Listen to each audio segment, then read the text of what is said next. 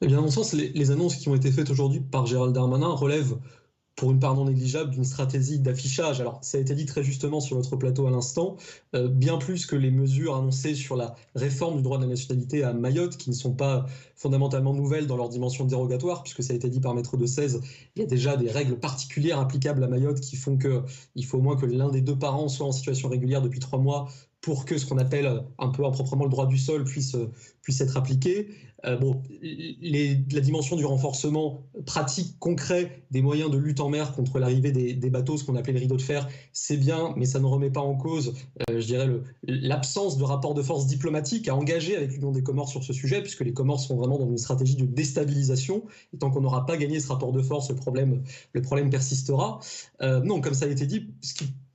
pèse vraiment, à mon sens, dans l'avenir migratoire de Mayotte, mais aussi de la métropole, c'est l'annonce qui a été faite de la suppression de ce qu'on appelle les visas territorialisés et les titres de séjour territorialisés, qui font aujourd'hui que pour une large part d'entre eux, les étrangers installés à Mayotte ne peuvent pas se déplacer librement vers les départements de métropole. La stratégie, en fait, est assez claire. Il s'agit d'essayer de diluer, en quelque sorte, les problèmes migratoires de Mayotte en métropole. Alors, ça pose quand même deux questions majeures. D'abord, une question de principe, celui du consentement des populations métropolitaines, parce que sondage après sondage, on voit aujourd'hui qu'entre 2 tiers et 3 quarts des Français sont favorables à une forte réduction de l'immigration. L'an dernier, la France métropolitaine a reçu un record historique d'immigration légale, en titre de séjour, en demande d'asile. Et puis aussi un deuxième type de question,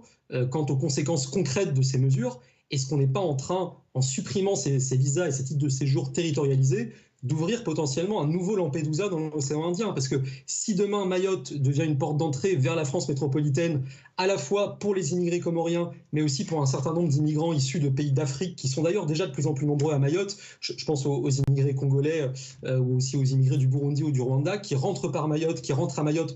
en passant par les Comores, dans les mêmes bateaux que les clandestins comoriens, et ben on ouvre une nouvelle voie d'immigration illégale vers la France et vers l'Union européenne, qui est quand même assez problématique. Merci beaucoup Nicolas Pouvreau-Monti.